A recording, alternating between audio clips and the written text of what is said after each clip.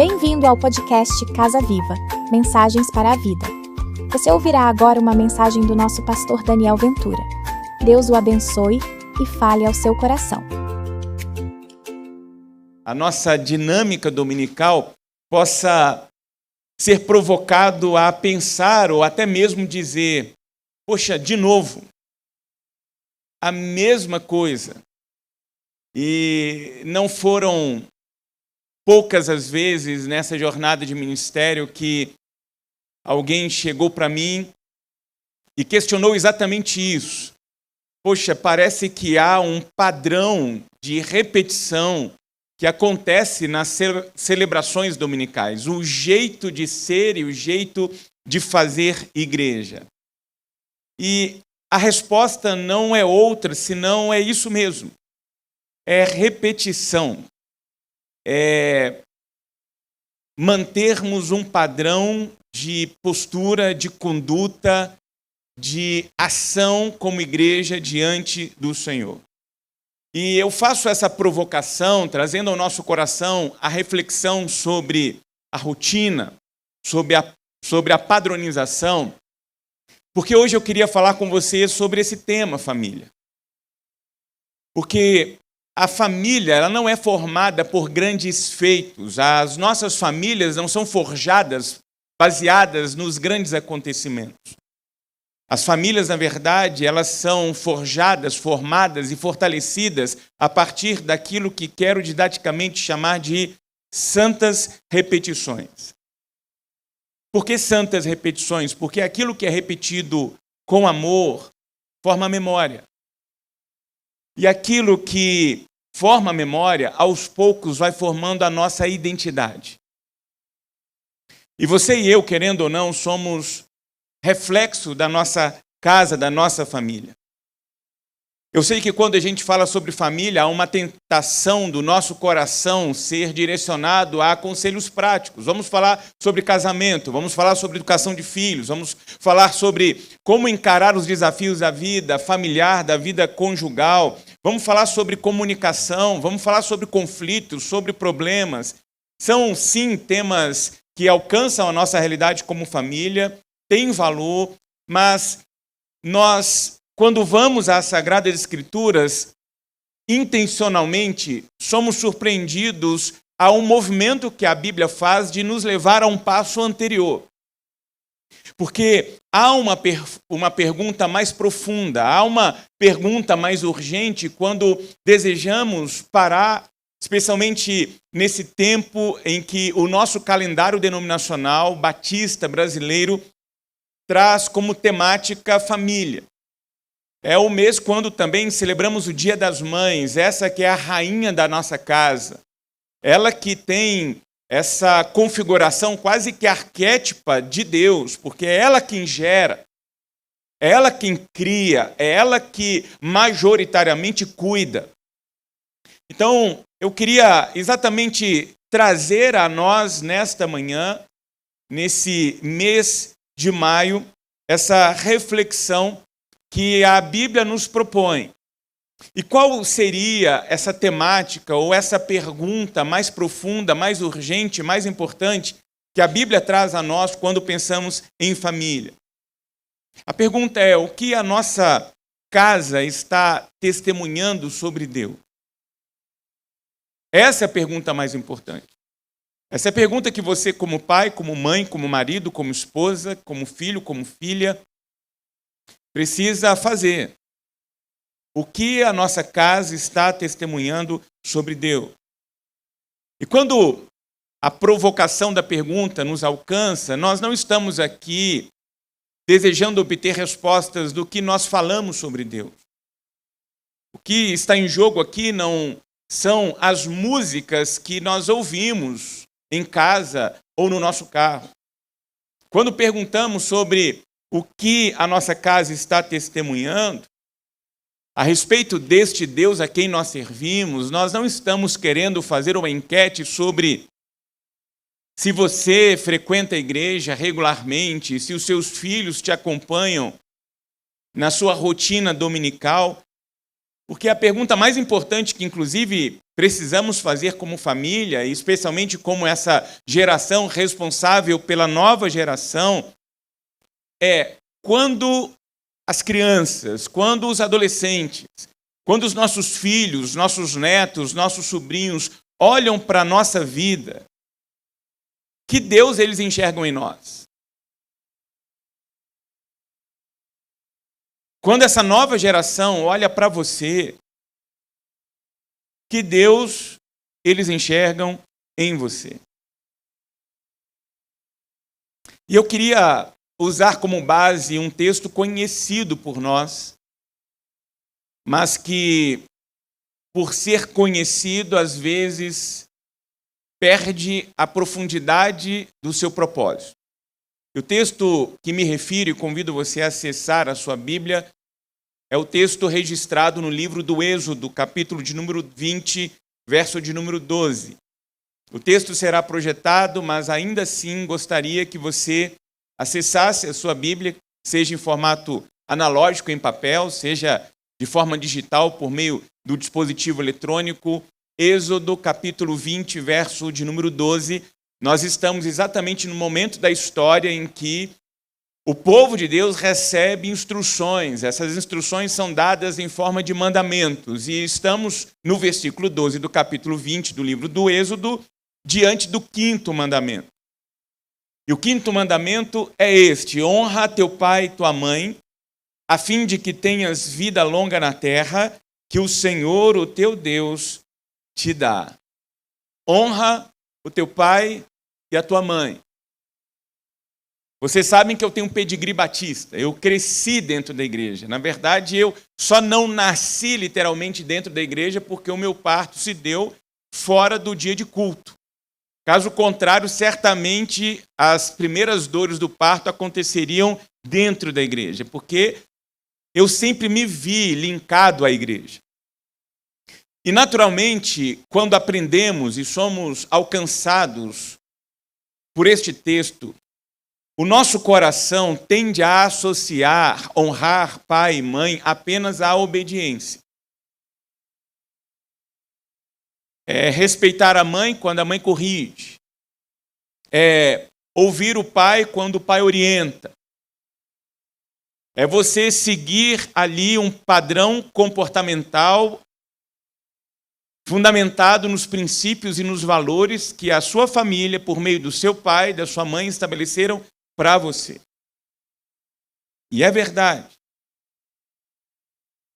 Porque os filhos devem sim aprender a respeitar o pai, a honrar a mãe. E isso, inclusive, está registrado pelo próprio apóstolo Paulo lá em sua carta aos Efésios, no capítulo de número 6. Só que aqui em Êxodo 20, que inclusive é o único trecho das Sagradas Escrituras que nasce do dedo de Deus, nenhum outro trecho das Sagradas Escrituras, senão os 10 mandamentos, nascem das mãos de Deus. Então, esse trecho tem um valor muito especial. E há, de fato, algo muito maior acontecendo aqui. Porque Deus não está simplesmente organizando a rotina doméstica do povo de Israel, determinando o que os filhos precisam fazer diante dos ordenamentos entregues por seus pais e por suas mães. O que Deus está estabelecendo aqui é a identidade do seu povo. Aqui Deus está formando a essência, a base do povo de Israel. Você conhece a história, o povo estava cativo, escravizado no Egito, dentro de um ambiente, de um tempo de opressão.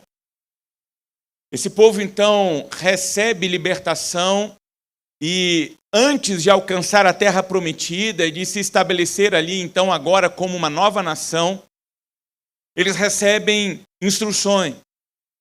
E essas instruções, elas estão diretamente ligadas à identidade desse povo. Há uma aliança estabelecida entre Deus e o próprio povo. E nesse contexto do nascedouro do quinto mandamento, O que Deus desejou originalmente, quando disse honra o teu pai, honra a tua mãe, era ensinar que um povo liberto, agora na condição de livres do cativeiro, precisava aprender a preservar a memória da sua libertação. Essencialmente é isso que o quinto mandamento está tratando.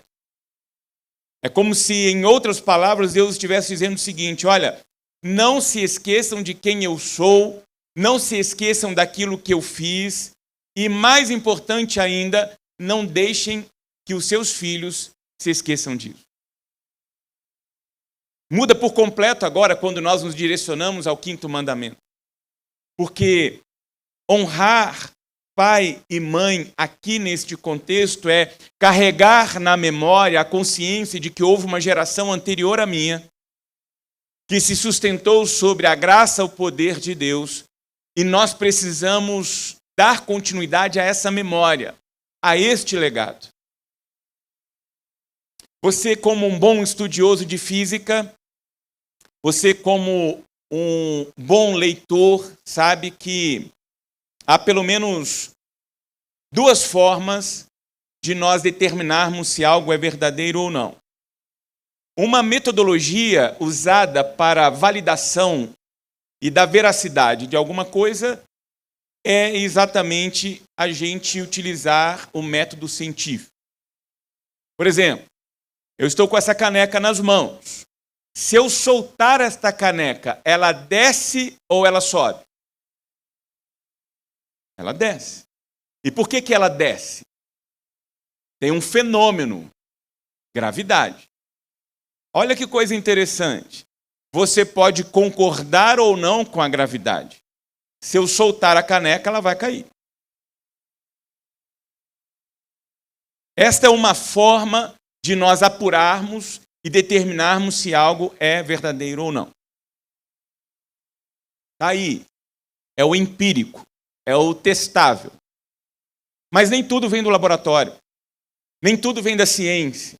E aquilo que a ciência não consegue estabelecer por meios empíricos, como acabamos de ilustrar aqui, outras formas de validação nos alcançam, e uma dessas formas muito preciosa é a forma do testemunho.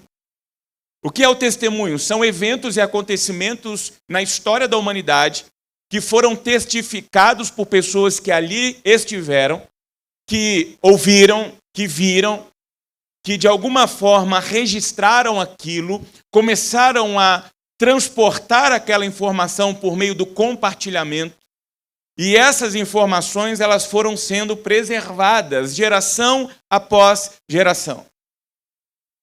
Por exemplo, nós não fomos contemporâneos de Pedro Álvares Cabral, mas nós temos evidências históricas, testemunhais, que hoje nos dão condições de atestar: sim, existiu, sim, aconteceu.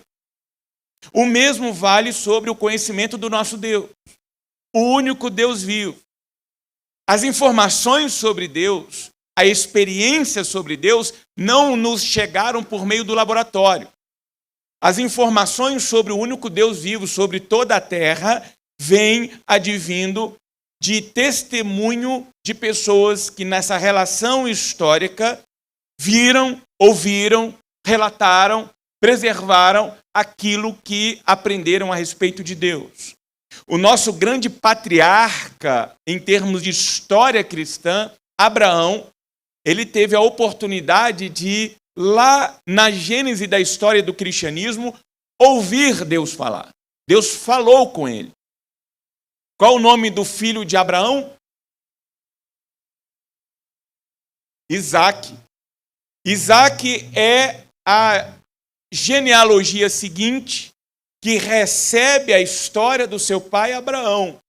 Abraão tem experiências e essas experiências acontecem a partir do face a face com Deus. Abraão teve o privilégio de ouvir Deus falar com ele: olha, sai da sua terra, sai do meio da casa dos seus parentes e vá para uma terra que eu lhe mostrarei, e você, mesmo na condição de velhice, casado com a mulher também velha e estéril, você será pai de uma grande nação. Ele vê uma promessa nascida da boca de Deus direcionada a ele. E Isaac é fruto dessa promessa. E naquela trajetória de pai e filho, Isaac vai recebendo a história do seu Deus a partir do seu pai. O Deus do seu pai se torna o seu Deus. E aí nasce o neto de Abraão, filho de Isaac. Quem? Jacó. Abraão, Isaac e Jacó. Jacó carrega essa memória. E aí nós temos os 4 grandes patriarcas dessa linhagem, que é Abraão, Isaac e Jacó. E quem é o filho de Jacó, que é elemento fundamental para o estabelecimento do povo de Deus em Israel? José. José vive sustentado por essa memória conservada pelo seu pai Jacó, pelo seu avô Isaac e pelo seu bisavô Abraão. Geração após geração, até que hoje eu tenho a oportunidade de falar do Deus dos meus pais para o meu filho. Você falar dos deuses dos seus antepassados para a sua nova geração. Isso veio acontecendo. E especificamente neste contexto histórico, quando Israel estava no Egito, esse povo de Israel continuava dizendo, olha, o Deus de Abraão, o Deus de Isaac, o Deus de Jacó não se esqueceu de nós. O Deus de Abraão, o Deus de Isaac, o Deus de Jacó continua sendo o nosso Deus. Até que então Deus chama Moisés no deserto. E ele se apresenta como Deus dos pais. Deus está dizendo para Moisés, olha, não é uma nova identidade sendo entregue para você, mas é exatamente a manutenção da identidade de Deus, o Deus dos seus pais. Eu não estou colocando aqui uma invenção religiosa dentro do deserto. É exatamente o mesmo Deus que vinha se revelando, prometendo, conduzindo, formando um povo que agora você tem a responsabilidade de libertar. Quando nós tratamos de fé bíblica, fé cristã, essa fé que nos sustenta diante da beleza da santidade de Deus, nós não estamos falando de teoria. Nós não estamos vendendo uma ideia para que ela seja acolhida simplesmente pelo seu cognitivo e da sua concordância mental. Quando nós falamos de fé, nós estamos falando de uma memória viva, de alguém que lá na Gênesis experimentou, conservou, passou, e isso foi sendo preservado e passado geração após geração, até chegar exatamente a esses dias. E é por isso, não sem razão, que esse Deus, no momento em que o povo ainda está cativo dentro do Egito, estabelece um movimento cerimonial denominado Páscoa. Inclusive, celebramos há pouco tempo a Páscoa, que nesse contexto era uma refeição repetida ano após ano. O cordeiro colhido, imolado, o sangue aspergido nos umbrais, o pão sem fermento sobre a mesa, a pressa da saída por conta da libertação. Isso vai se repetindo. E Deus vai mandando o seu povo conservar esta memória de tal modo que, quando a sua nova geração nascesse e olhasse para aquela mesa e perguntasse o que é isso, vocês possam repetir e repetir e repetir, geração após geração, dizendo, isto que está sobre a mesa são símbolos do sacrifício e da libertação. Do sacrifício de um animal cujo sangue foi aspergido sobre os umbrais, que protegeu a nossa casa, protegeu a nossa família, protegeu os nossos antepassados, para que hoje nós pudéssemos viver o que estamos vivendo juntos diante de Deus. Perceba a pedagogia que Deus utiliza aqui. Era uma celebração quase que intencionalmente construída para despertar na nova geração perguntas. Está lá a criança rodando na cozinha palestina e de repente começa a ver a mãe se organizando e preparando junto com o pai os elementos sobre a mesa, até que aquela criança começa a perceber coisas diferentes acontecendo, fora do padrão estabelecido na rotina judaica. E aí pergunta, por que a gente faz isso? Pai, eu observei que o ano passado fizemos isso, o ano anterior também fizemos isso, estamos este ano repetindo esse mesmo gesto de estarmos ao redor da mesa, com o cordeiro imolado sobre a mesa, juntos celebrando. Para que o pai, para que a mãe tivesse condições então de se dirigir ao seu filho, à sua filha e dizer, olha, essa mesa existe, é mantida de forma cerimonial dentro da nossa casa, dentro da nossa família, desde os nossos antepassados, para que nós pudéssemos nos lembrar que nós só chegamos até aqui por causa de Deus. Para que pudéssemos ter a convicção plena de que nós fomos libertos, de que o sangue do Cordeiro marcou aquela noite, de que aquela noite foi a maior manifestação sobre a vida dos nossos pais no que diz respeito ao cumprimento da promessa que Deus deu ao nosso grande pai Abraão. E durante séculos, ano após ano, a mesma história, a mesma mesa, a mesma pergunta, a mesma resposta, a mesma memória. Isso vai se repetindo ano após ano após ano, até que João Batista, às margens do rio, olha para o horizonte e diz, vejam, é o Cordeiro de Deus, Jesus Cristo, que tira o pecado do mundo.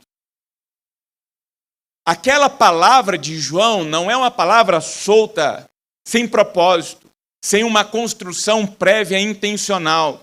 Quando João diz, vejam, é o Cordeiro de Deus, todo mundo que foi alcançado por aquela palavra estava consciente do que estava sendo dito. Naquele exato momento, quando João diz, é o Cordeiro de Deus, ele estava declarando, a libertação definitiva chegou. Talvez alguém pronto ao ouvir João dizendo, vejam, é o Cordeiro de Deus, ficou procurando alguma ovelha, algum cabrito, algum carneiro próximo para tentar identificar do que João está falando, até que ele então aponta e direciona as suas palavras a Cristo Jesus, que se torna verdadeiramente este último sacrifício entregue em favor de todos nós. Tanto que na própria ceia, na sua última refeição com seus discípulos, celebrada por nós como igreja no domingo passado, Jesus, na noite em que é traído, ele toma o pão e o cálice, está no contexto da Páscoa, e dá um novo conceito para aquele pão e dá um novo conceito para aquele cálice. Ele está dizendo, este pão agora traz consigo o simbolismo do meu corpo. Eu sou o Cordeiro definitivo que será sacrificado em favor de vós. Quando toma o cálice, relembra o sangue que fora aspergido sobre os umbrais das portas dos antepassados, mas ressignifica isso dizendo, agora é o meu sangue que será derramado em favor de vós. Agora é uma nova aliança. Naquela ocasião, uma aliança de libertação, de opressão dentro do contexto egípcio, mas agora é uma libertação definitiva para a sua alma, para o seu coração, para a sua mente de forma eterna. O Egito é real. A escravidão é real, a libertação e o livramento do povo foi real, mas tudo aquilo apontava historicamente para uma libertação ainda maior. A nossa escravidão mais profunda, que é o pecado, e a nossa libertação ainda muito maior, que é a presença do Senhor Jesus Cristo sobre as nossas vidas. Compreendido isso, que tem tudo a ver com o que nós falamos no início, eu quero retornar ao 5º mandamento, honra teu pai e a tua mãe. Porque, como eu disse, honrar pai e mãe, naquele contexto, era reconhecer que Deus colocou uma geração antes para transmitir para a nova geração uma herança de fé. Honrar pai e mãe é ouvir com reverência o testemunho recebido pelo papai e pela mamãe. Honrar pai e mãe é não desperdiçar a memória do Deus que salvou, do Deus que sustentou, para que nós pudéssemos chegar até aqui onde nós estamos. Mas quando a gente lê, honra teu pai e tua mãe, há uma tendência nossa simplesmente de direcionar essas palavras aos filhos. No entanto, há uma responsabilidade dupla estabelecida aqui, uma explícita e uma implícita. A explícita, sim, é direcionada aos filhos, para que eles possam honrar, e a implícita está direcionada a você, a mim, como responsáveis, como pais, como homens e como mulheres, diante dos olhos desta nova geração. E o que o texto está pedindo para nós é que sejamos testemunhas de Deus na vida desta nova geração.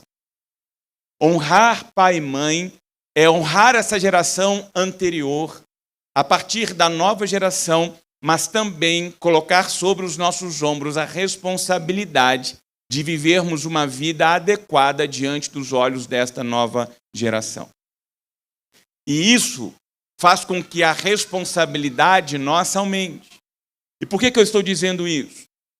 Como que os nossos filhos e como que essa nova geração vão honrar uma fé que não foi testemunhada de forma verdadeira? Como que essa nova geração há de se sustentar a ponto de ter o que transmitir à nova geração se nós não assumirmos a responsabilidade que possuímos neste tempo? O livro de Juízes diz que a geração de Josué viu a Deus e os feitos de Deus. A geração seguinte ouviu falar sobre os feitos de Deus e a terceira geração abandonou a Deus. Isso está na Bíblia. E olha o que em outras palavras nós estamos dizendo. É que é possível, sim, os seus netos, a terceira geração depois desta geração, sair do caminho de Cristo e migrar para o caminho do satanismo. E não adianta ser tentado e provocado a bater 3 vezes, a fazer, estar amarrado em nome de Jesus, porque não funciona. O ponto de reflexão é entendermos que é possível, sim, uma geração que experimentou dos feitos de Deus não conseguir sustentar a transmissão dessa experiência com Deus para a nova geração, de tal modo que essa geração não tenha o que passar para a geração seguinte. E isso está sendo posto para nós exatamente num ano em que temos sido convocados por Deus e pelo Espírito Santo de Deus como igreja a entender o papel que temos de viver uma vida edificada e enraizada em Cristo Jesus. Diante de um momento da nossa história que temos a responsabilidade, diante dos feitos maravilhosos que Deus tem feito aqui, na nossa vida e na nossa história, nesse novo momento de transição de localidade, de ampliação ministerial, compreendermos o papel, a responsabilidade que nós temos. Como que essa geração que está nascendo diante dos nossos olhos vão levar Deus a sério, se a geração atual pode estar tratando sobre Deus apenas como um assunto dominical, e Deus deixa de ser Deus na segunda, Deus deixa de ser Deus na terça, Deus deixa de ser Senhor da nossa vida e da nossa história na quarta-feira. Temos uma geração de crianças, pela graça de Deus, sendo alcançada pela entrega, pela dedicação de homens e mulheres que se dispuseram a servir na nossa igreja na área Kids. Estamos empreendendo esforços e recursos para entregar e oferecer uma área de altíssima qualidade e estrutura para acolhermos e cuidarmos desta geração. Mas o coração dessa geração não será alcançada e transformada exatamente porque estamos entregando novas salas com novas estruturas. A convocação anterior e o passo que demanda de nós uma postura ainda mais profunda, urgente e necessária é o que nós estamos fazendo diante dos olhos dessa geração. Como que os nossos filhos, os nossos netos, os nossos bisnetos, as gerações futuras vão crer que Jesus Cristo é precioso? Se nós não revelamos diante dos olhos dos nossos filhos, netos, sobrinhos, dessa geração de crianças e adolescentes que Deus é precioso para nós. Se nós não tivemos a humildade de confessar os nossos pecados e nos agarrarmos no perdão de Deus. de orarmos com sinceridade, revelando a nossa humanidade, a nossa pequenez, a nossa fragilidade, como homens e mulheres, como pais e mães, como cônjuges, como cidadãos. Então a pergunta hoje não é, olha, o seu filho está obedecendo, a sua filha está tendo um comportamento adequado como uma filha de uma família cristã. A pergunta é, essas crianças e esses adolescentes que estão convivendo conosco, estão vendo genuinamente um testemunho honesto de Deus que nós dizemos adorar? Porque a adoração genuína diante de Deus, ela não se dá aqui no domingo, quando a equipe de louvor nos conduz de forma extraordinária a um movimento de canto. A adoração a Deus tem a ver na forma como eu conduzo a minha vida, a minha história durante a semana, diante dos olhos desta geração. E isso não significa, eu quero que você tire isso do seu radar, porque eu não estou tratando aqui sobre perfeição. Uma casa cristã, uma casa temente a Deus, não é uma casa que nunca erra. Nós continuamos com a nossa identidade adâmica. Nós continuamos com o nosso defeito de fábrica. Na nossa certidão de nascimento não está descrito anjo e anja. Está lá homem, masculino, mulher, feminino. Está descrito isso lá. O que nós estamos tratando aqui é se nas nossas casas, onde há sim pecado, esse pecado é tratado, é confrontado, é fruto de uma reflexão de arrependimento, onde as relações são alcançadas pelo perdão, onde a palavra de Deus busca corrigir antes a nós enquanto adultos, para que depois então se transforme numa autoridade moral, para que seja também utilizada como correção na vida da nova geração. Uma casa onde Jesus Cristo e a palavra de Deus, por meio do Evangelho do Senhor, não seja simplesmente usado como ameaça, mas como anúncio de um Deus que ama, de um Deus que salva, que por meio de Jesus Cristo se entregou em nosso favor. Os nossos filhos precisam aprender sobre isso.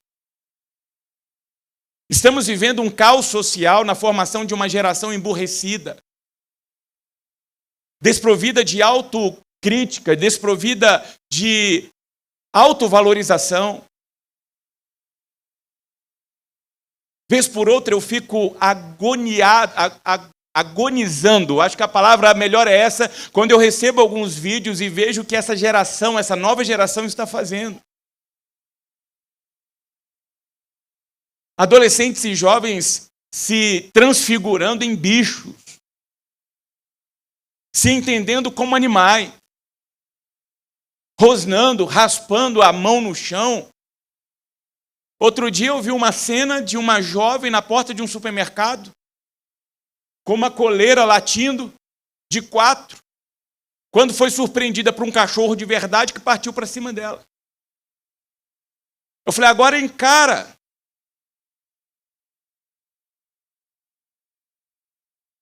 Olha onde nós estamos chegando. E seres humanos que se juntam para isso. Uns com a coleira como se fosse o tutor daquele que se acha um cachorro, um cabrito, um gato, uma cobra.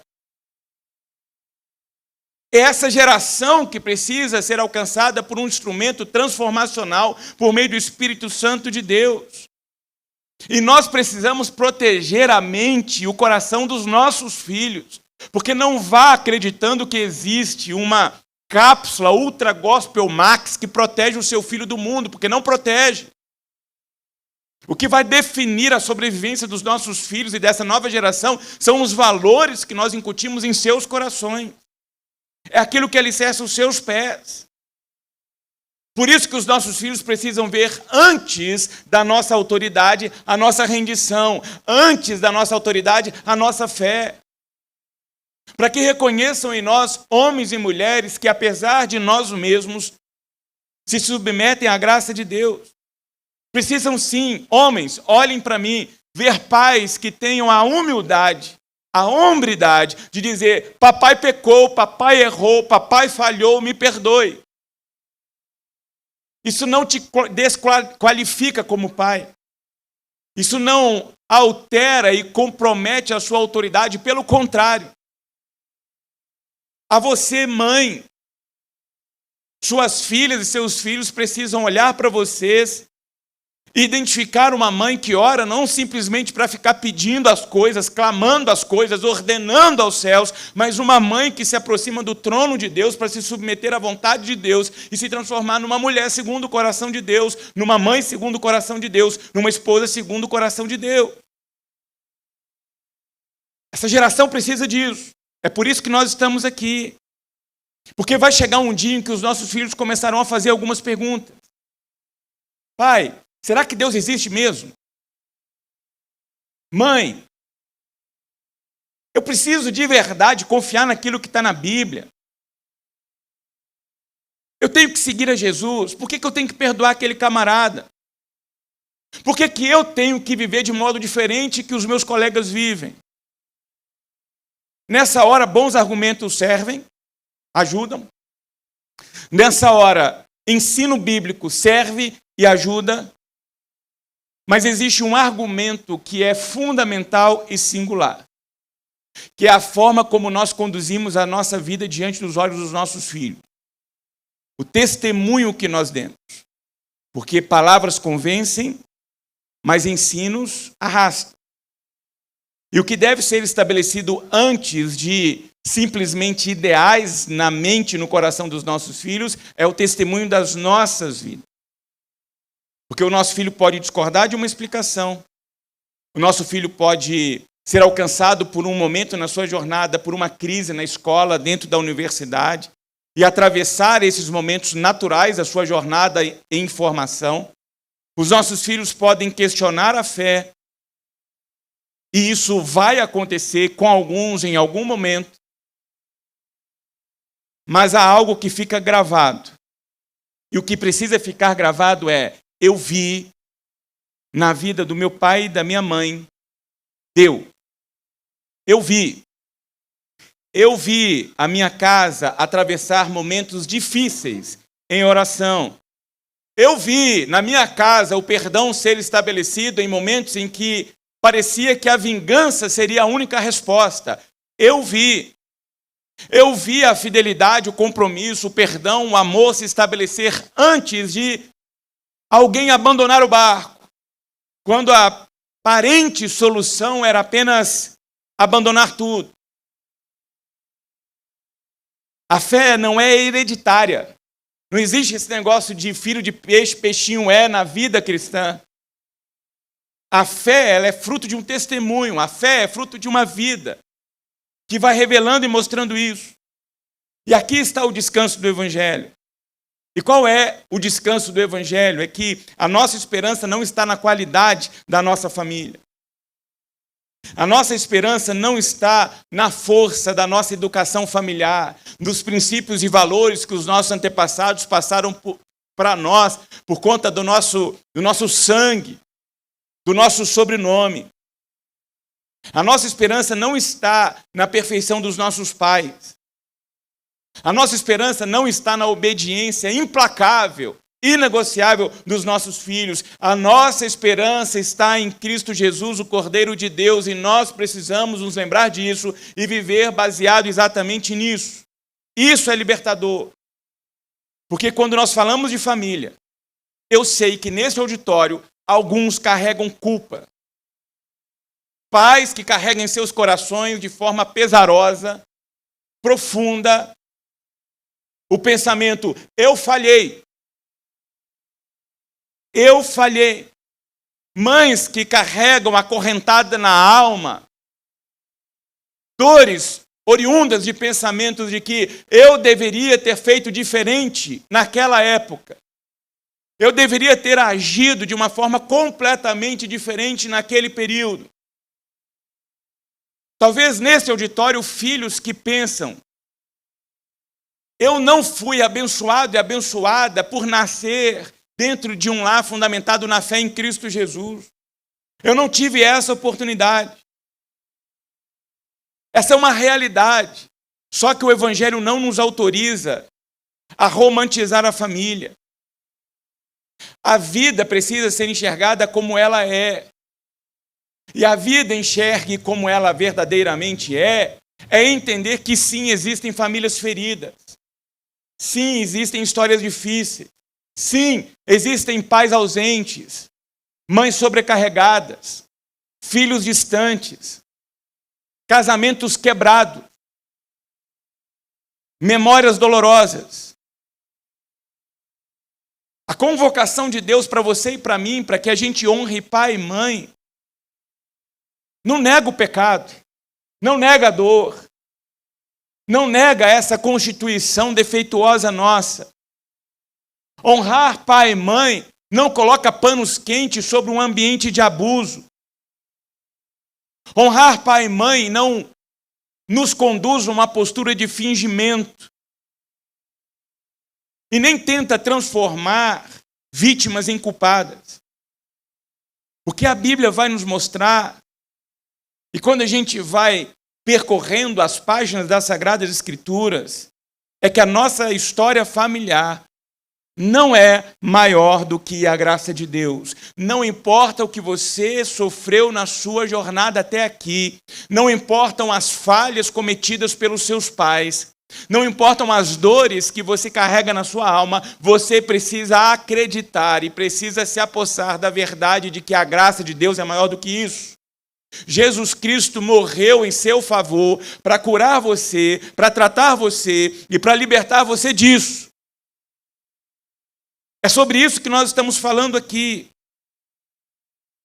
Talvez você tenha crescido ouvindo a história de salvação na sua casa, um ambiente onde a Bíblia era lida, onde louvores eram entoados, mas a sua casa, ela pode se transformar num lugar ainda mais sobrenatural diante da graça de Deus. Talvez você tenha chegado aqui com a sua bagagem familiar, sobrecarregada com medo, abuso, tristeza, silêncio, orgulho, dureza. Mas Jesus Cristo pode formar em você uma nova linhagem de testemunho, para que você viva neste tempo uma fé oriunda de um relacionamento com o único Deus vivo, para que você seja, a partir de agora, o rompimento de uma jornada hereditária, de linhagem comportamental que foi sendo praticada na sua casa, geração após geração, e agora você interromper isso e viver um novo capítulo na história da sua geração, porque você está rendido e rendida às mãos do Deus Todo-Poderoso. Para que você então faça autorreflexões, para que a partir de você responda: na minha casa mansidão porque eu estou aqui, na minha casa perdão porque eu estou aqui, na minha casa amor porque eu estou aqui, na minha casa domínio próprio porque eu estou aqui. De tal modo que as pessoas que estão ali convivendo com você comecem a perceber que há alguma coisa diferente. Há algo indo em sentido contrário. Esse algo indo em sentido contrário são as marcas da presença da graça de Deus na sua vida. Por isso eu quero te convocar a esse movimento, para que você e eu possamos fazer isso. Eu não estou pedindo para ninguém fazer o extraordinário do extraordinário, mas para que, a partir de pequenos passos, nós vamos formando e forjando comportamentos que vão se tornando rotina até se transformarem num estilo de vida,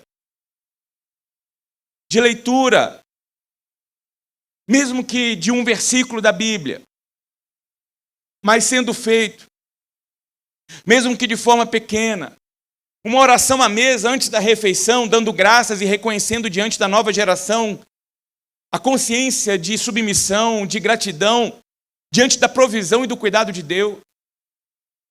Uma oração feita antes de dormir, agradecendo a Deus pelo dia. Conversas paternas e maternas com esta geração, colocando experiências sobre como temos experimentado Deus. Explique para o seu filho e para a sua filha por que vocês vão à igreja. Explique para o seu filho e sua filha por que vocês contribuem com a obra do Senhor, por que vocês ofertam, por que vocês dizimam, por que vocês participam do projeto que Deus tem desenvolvido neste tempo, por que vocês perdoam e não revidam, por que vocês são graciosos. Por que, pai? Por que, mãe? Nós dizemos não a certas coisas. Não transforme a fé em um conjunto de proibições. O que nós precisamos é ser porta-vozes do Evangelho de Cristo Jesus. A sua obrigação e a minha obrigação para essa nova geração é mostrarmos que o nosso Deus é lindo. O nosso Deus é santo, o nosso Deus é majestoso, o nosso Deus é um Deus tremendo, o nosso Deus é Pai, o nosso Deus é amor, o nosso Deus é paz, o nosso Deus é acolhido, o nosso Deus é socorro. Nós precisamos mostrar isso. E não tenha medo da repetição, porque você que é pai, você que é mãe, sabe quantas vezes nós tivemos que dizer para os nossos filhos lá no iniciozinho: saiu, pede licença, saiu, despede, recebeu, agradeça, diga obrigado. A minha geração ainda foi a geração do encontrou com papai, mamãe, vovô e vovó, titio, titia, alguém mais velho da família, o que você faz? Pede bênção na chegada, pede bênção na saída. Isso é fruto de repetição, repetição, repetição. Ah, mas a gente vai orar de novo? Vai orar de novo. Mas a gente vai ler a Bíblia de novo? Vai ler a Bíblia de novo. Ah, mas nós vamos na igreja de novo? Nós vamos na igreja de novo. Por quê? Porque essa geração precisa de repetição santa. Nós precisamos de repetição santa. As nossas casas precisam de memória. A manutenção de uma memória oriunda de uma relação com Deus. Os nossos filhos precisam de marcas. E nós, como igreja, Casa Viva, estamos aqui para caminhar com as famílias da nossa igreja. A gente não está aqui para substituir você como pai, para substituir você como mãe. Nós estamos aqui para te equipar, nós estamos aqui para te formar. Nós estamos aqui para ajudar você no ofício espiritual de você cuidar, educar, discipular o seu filho e a sua filha. A tal ponto que você e eu tenhamos a condição e a autoridade moral de dizer aquilo que Josué disse: eu e a minha casa, nós serviremos ao Senhor. Eu e a minha casa, nós serviremos ao Senhor. Eu e a minha casa, nós serviremos ao Senhor, não como quem está controlando o coração de todos dentro de casa, mas como pessoas que assumem o seu compromisso espiritual diante dessa nova geração. Aqui, enquanto nós estivermos juntos, Deus será adorado nessa casa. Aqui nós vamos tomar cuidado com aquilo que a gente ouve. Aqui nós vamos tomar cuidado com a maneira como nós nos dirigimos um ao outro. Aqui nós vamos aprender o que é respeito, o que é obediência. Aqui nós vamos aprender a valorizar a igreja de Cristo Jesus. Aqui nós vamos aprender e entender qual o papel da liderança espiritual sobre a nossa vida. Nós temos essa responsabilidade. E a minha oração é que essa seja a sua declaração e o seu compromisso como adulto, como homem, como mulher, como pai, como mãe. Para que os nossos filhos, os nossos netos, os nossos sobrinhos, as nossas crianças, os nossos adolescentes, ao olharem para nós, possam dizer: olha, eu ouvi sim Jesus falar dentro da minha casa. Eu ouvi sim Jesus falar quando eu estava lá na igreja, num tempo de recreação, de diversão, de descontração, mas eu ouvi Deus falar. Eu vi oração, eu vi arrependimento, eu vi perdão, eu vi cura, eu vi libertação. Eu vi Deus dar as suas caras na minha casa, eu vi Deus dar as suas caras na minha igreja. Para quê? Para que quando chegar o dia em que os nossos filhos, os nossos netos, os nossos sobrinhos, as nossas crianças, os nossos adolescentes tiverem que atravessar as crises, tiverem que atravessar os desafios da vida, essas memórias possam ganhar vida e possam sustentá-los diante das grandes adversidades da sua jornada. Fortalecidos, reanimados, consolados, a partir de uma história que foi contada na nossa casa, no pé da nossa cama, ao redor da nossa mesa, na caminhada até a escola, enquanto fazíamos compra, enquanto íamos para a igreja, enquanto nos reuníamos como povo de Deus. E aí a gente vai percebendo que estamos aqui tratando da rotina, do cotidiano. A gente não está falando da roupa de ver Deus, a gente não está falando do lugar santo, a gente não está falando da posição santa, a gente está falando aqui da rotina, do cotidiano. Porque é aí, na sua rotina, no seu cotidiano, que o Espírito Santo de Deus deseja germinar aquilo que foi plantado na terra por Deus, por meio do seu Filho Jesus, e foi sustentado pelos apóstolos, pela igreja primitiva, até chegar hoje, Homens e mulheres que antes de nós, por meio da entrega, das lágrimas, da força, da vida, da história, da oração, da fidelidade, mantiveram vivas as memórias do único Deus vivo, Criador e sustentador de tudo e de todos, que por amor se entregou em nosso favor. É por isso que nós estamos aqui como Casa Viva. E não é sem razão, inclusive, que Deus nos iluminou para constituirmos a identidade da nossa igreja como Casa Viva, porque nós somos mensagens vivas do Evangelho de Cristo Jesus. E a minha oração e desejo do meu coração é que a sua casa e a minha casa dependam da graça de Deus. De que a sua casa e a minha casa possam depender genuinamente do sangue do Cordeiro, o Filho de Deus, que foi derramado naquela cruz por amor a nós. Não tem a ver conosco, não é por força, não é por violência. É porque Deus é conosco. O Senhor é contigo. O Senhor é com a sua casa, o Senhor é com o seu casamento, o Senhor é com o seu filho. Ele está disponível, pronto. O que nós precisamos fazer é revelar esse Deus, é deixar esse Deus parecer cada vez mais evidente através das nossas vidas. Para que nós possamos com muita alegria dizer sim, eu e a minha casa servimos ao Senhor. Eu e a minha casa servimos ao Senhor. Por isso eu queria orar com você e orar por você. Eu quero orar pela sua casa, eu quero orar pelo seu casamento, eu quero orar pelos seus filhos, eu quero orar pelo seu coração, pela sua história. Eu não sei como você chegou aqui, mas eu sei que Deus nesta manhã falou com você. Eu quero dar a você agora a oportunidade de falar com Deus. Falar com Deus. Abrir o seu coração diante de Deus e deixar Deus completar essa obra que Ele começou nesta manhã por meio dessa reflexão no seu coração. Portanto, eu quero que você, aí onde você se encontra, você feche os seus olhos para que você se concentre em Deus, apenas em Deus.